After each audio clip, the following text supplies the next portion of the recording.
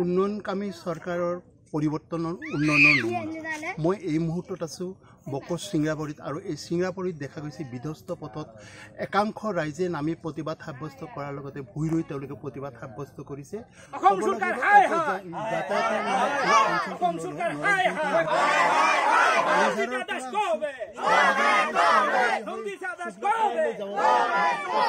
বিধ্বস্ত হৈ পৰিছে ইয়াতে উপস্থিত ৰাইজে প্ৰতিবাদৰ মুখৰ হৈ পৰিছে অঞ্চলটোৰ ৰাইজে প্ৰতিবাদ কৰি অঞ্চলটো উত্তাল প্ৰতিবাদ কৰিছে তেওঁলোকে পথ দাবীৰে তেওঁলোকে উত্তাল প্ৰতিবাদ সাব্যস্ত কৰিছে পথত ভূঁই ৰুইছে বিধ্বস্ত পথ ইতিমধ্যে যাতায়াতৰ বাবে অনুপযোগী হৈ পৰিছে চৰকাৰে কিন্তু এই উন্নয়নৰ প্ৰতিশ্ৰুতি দি কিন্তু আজিলৈকে অঞ্চলটোৰ প্ৰতি কোনো গুৰুত্ব নিদিলে বিভিন্ন চৰকাৰ আহিল আৰু গ'ল কিন্তু কোনো উন্নয়নৰ এই অঞ্চলত প্ৰভাৱ নপৰে উপস্থিত একাংশ ৰাইজ আছে তেওঁলোকৰ পৰা সুধিম প্ৰতিবাদ কৰি তেওঁলোকে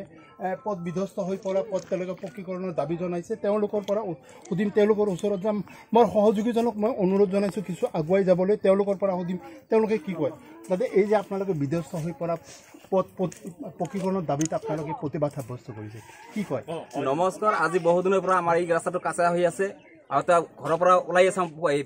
ৰাস্তা বোকা হৈ আছে আমি মাননীয় বিষয়াসকলক অনুৰোধ কৰোঁ যাতে আমাৰ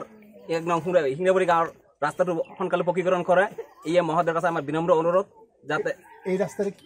কিমান দূৰলৈকে যাব পৰা যায় এই ৰাস্তাৰে মোটামুটি আমি প্ৰবীণ কুমাৰ চৌধুৰী হাইস্কুল ওলাব পাৰোঁ শিঙিৰা নদী কি মালিবাৰী হৈ ওলাব পাৰোঁ কিমান কিলোমিটাৰ ৰাস্তা 5 কিলোমিটাৰ হ'ব মালিবাৰী 5 কিলোমিটাৰ কিন্তু আজিলৈ পঞ্চায়তৰ ফালৰ পৰা কিবা উন্নয়নৰ ব্যৱস্থা পঞ্চায়তৰ ফালৰ পৰা কোনো উন্নয়নৰ ফালে একো সঁহাৰিও দিয়া নাই অহা নাই মন্ত্ৰী বিধায়ক আহে না নাই অহা নাই আজিলৈকে অহা নাই ইয়াত আহে কেতিয়াবা কথা দিয়ে আপোনালোক কাম কৰা নাই হয় ক'ব লাগিব যে প্ৰতিটো বছৰে উন্নয়নৰ শ্লোগান দি এই অঞ্চলত ভোট আদায়ৰ স্বাৰ্থত বিভিন্ন জনপ্ৰতিনিধি আহে কিন্তু অঞ্চলটোৰ প্ৰতি তেওঁলোকে বাট পথৰ দুৰৱস্থাৰ কোনো উন্নয়নৰ তেওঁলোকে ঢাক ঢোল বজালেও কিন্তু কোনো গুৰুত্ব দিয়া নাই ইয়াতে উপস্থিত আন এজন লোক আছে তেওঁৰ পৰা মই জানিম নিশ্চয়কৈ তেওঁ ক'ব ইয়াৰ বিষয়ে দাদা এই যে আপোনালোকে প্ৰতিবাদ সাব্যস্ত কৰিলে পথ বিধ্বস্ত পথ পকীকৰণৰ দাবী কি ক'ব হয় এই ৰাস্তাটো আমি বহুত দিনৰ পৰা পঞ্চায়তৰ পৰা MLA লৈকে আমি বহুত জনাইছোঁ জনাৰ পিছতো আজিলৈকে আমি একো ফল নাপালোঁ এই ৰাস্তাটোৰ অৱস্থা আপোনালোকে চাইছে এখন বাইকো আমি ল'ব নোৱাৰোঁ এখন চাইকেলো ল'ব নোৱাৰোঁ আৰু সৰু সৰু ল'ৰা ছোৱালী কাষতে এখন স্কুল আছে তাতো যাব নোৱাৰে আমি কেনেকৈ ওলাওঁ কেনেকৈ এই বাটেৰে আমি খোজকাঢ়ি উন্নয়নমুখী ৰাস্তা বা কোনো বালিঝাৰ বজাৰ এখন আছে ওচৰতে তাতেও যাব নোৱাৰোঁ এনেকুৱা অৱস্থা আমি এই মুহূৰ্তত ক'ব বিচাৰিছোঁ আমাৰ এই ৰাস্তাটো আমাক লাগেই মানে কিমান কিলোমিটাৰ ৰাস্তা এই ৰাস্তাটো কমচ কম বালিঝাৰ বজাৰৰ পৰা মোটামুটি সুটকাটাৰী ঈদগালৈ 5 কিলোমিটাৰমান আছে এনেকুৱা ইয়াতকৈ আৰু বেছি বিয়াহে ভয়ংকৰ বিয়া আছে মানে চলিক যদি ৰাস্তাত পঠাও ঘৰৰ পৰা চিন্তা হৈ থাকে আমাৰ চলিবা ৰাস্তাত বাগৰি পৰি মৰে নেকি এনেকুৱা অৱস্থা কিন্তু আজিলৈকে কোনো মানুহ আহে মানে আহি চাই আৰু এই যে চাই গ'ল আৰু ৰিটাৰ্ণ নাহে ক'ব লাগিব যে বালিঝাৰু বজাৰৰ পৰা শুক্ৰবাৰী প্ৰবীণ কুমাৰ হাইস্কুললৈ প্ৰায় 5 কিলোমিটাৰ পথ ইতিমধ্যে বিধ্বস্ত হৈ পৰিছে সাধাৰণ এজাক বৰষুণ পৰিলে বোকাময় হৈ পৰিছে পথটোৰে কোনো যাতায়াত কৰা দূৰৰে কথা সাধাৰণ জনসাধাৰণে এই পথটোৰে যাব পৰা উপযোগী হৈ থকা নাই কিয়নো নিশ্চয়কৈ ক'ব লাগিব যে চৰকাৰে উন্নয়নৰ প্ৰতিশ্ৰুতি দিলেও কিন্তু এই অঞ্চলটোৰ প্ৰতি আজিলৈকে কিন্তু উন্নয়নৰ প্ৰভাৱ নপৰে মোৰ সহযোগীজনক পুনৰ মই কিছু ইয়াৰ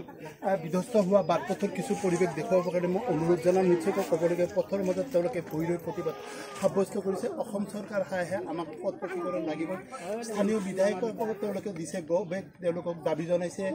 পথ পকীকৰণৰ ক্ষেত্ৰত ইয়াত উপস্থিত আন এজন লোক আছে তেওঁৰ পৰা আমি সুধিম তেওঁক সুধিম কি কয় তেওঁ কি কয় দাদা এই যে যিহেতু আপুনি স্থানীয় গাঁওবুঢ়া হয় কি ক'ব এই যে বিধ্বস্ত এইটো পথ যোৱা টাইমত যেতিয়া নন্দীতে আছিল ইয়াতে গাড়ী থৈ তেওঁ চাকলাত যাই মিটিং কৰিছে আৰু আমাৰ ৰাইজকো কৈছিল এই ৰাস্তাটো পকীকৰণ কৰিম আজিলৈ আমাক এই ৰাস্তাটো পকীকৰণ কৰি দিয়া নাই বৰ্তমানো আমাৰ মানুহ বৰমূৰীয়া কিছুমান বিধায়িকা তাত গৈছিল তথাপি এই ৰাস্তাৰ কাৰণে আমি অনুৰোধ কৰিছোঁ অতি সোনকালে যাতে বিধায়িকা আৰু অসম চৰকাৰে গড়কাপ্তানি বিভাগে অতি সোনকালে আমাৰ যাতায়াতৰ সুবিধা কৰি দিয়াৰ বাবে আমি অনুৰোধ কৰিছোঁ আমাৰ ল'ৰা ছোৱালী বা বজাৰ ঘাট কৰাৰ কাৰণে আমি কোনো ধৰণৰ সুবিধা নাপাওঁ আমি ঘৰৰ পৰা ওলাব নোৱাৰা অৱস্থাত আজি ৰাস্তাতে আমাৰ কিছুমান ছোৱালী মানুহে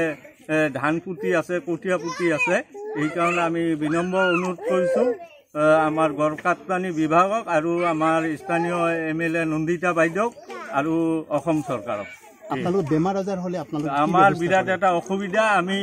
কেতিয়াবা ভাৰত উঠি লৈ যাব লাগে বেমাৰী মানুহ বা গৰ্ভধাৰী মানুহক আমি কান্ধত উঠাই লৈ যাব লাগে, এনেকুৱা অৱস্থাত আমাৰ চলি আছে বৰ্তমান।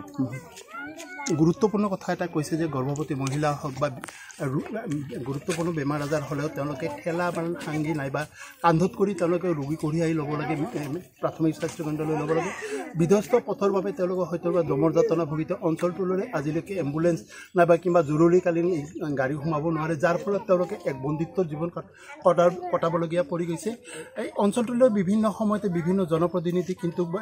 প্ৰতিশ্ৰুতি বৰ্ণনা বোৱাই কিন্তু নিৰ্বাচিত হোৱাৰ পিছত কিন্তু তেওঁলোকে আজিলৈকে অঞ্চলটোৰ প্ৰতি কোনো গুৰুত্ব আৰোপ কৰা নাই, যাৰ ফলত এনেকৈ বিধ্বস্ত হোৱা পথত স্থানীয় ৰাইজে ভুঁই ৰুই তেওঁলোকে প্ৰতিবাদ সাব্যস্ত কৰিছে, বিভিন্ন শ্লোগান দিছে, চৰকাৰী বিৰোধী শ্লোগানৰ লগতে স্থানীয় বিধায়িকাকো তেওঁলোকে দাবী জনাইছে যে অথচ পথটো পকীকৰণৰ ক্ষেত্ৰত তেওঁলোকে কিছু গুৰুত্ব ল'লে নিশ্চয়কৈ বালিঝাৰৰ লগতে অঞ্চলটোৰ কেইবাখন গাঁৱৰ ৰাইজে যাতায়াতৰ ক্ষেত্ৰত যথেষ্ট সুখিব, কিয়নো এই পথটো গুৰুত্বপূৰ্ণ তথা সদাব্যস্ত পথটোৰে বিভিন্ন অঞ্চলৰ বিভিন্ন ৰাইজ মহাবিদ্যালয় বিদ্যালয় ছাত্ৰ ছাত্ৰী অঞ্চলটোৰে অহা যোৱা কৰে। গুৰুত্বপূৰ্ণ গধুৰ যান বাহন কেতিয়াবা অঞ্চলটোলৈ আহিব লগা হ'লেও কিন্তু অঞ্চলটোৰ বিধ্বস্ত হৈ পথৰ কাৰণে স্থিমিত হৈ ৰ'ব লগাত পৰে। আধা বাটতে কিন্তু সা সামগ্ৰী নুমাই দি তেওঁলোকে পথৰ পৰা ঘূৰি যাব লগাত পৰে, কিন্তু অঞ্চলটোৰ প্ৰতি স্থানীয় বিধায়িকাৰ লগতে চৰকাৰে কিন্তু গড়কাপ্তানি বিভাগে কিন্তু আজিলৈকে কোনো গুৰুত্ব দিয়া নাই। হয়তোবা নিশ্চয়কৈ ক'ব লাগিব তেওঁলোকৰ এই প্ৰতিবাদী কণ্ঠই হয়তোবা অসম চৰকাৰৰ গা লৰাব পাৰিব নাই, সেয়া হ'ব কিন্তু পৰৱৰ্তী লক্ষণৰ বিষয়।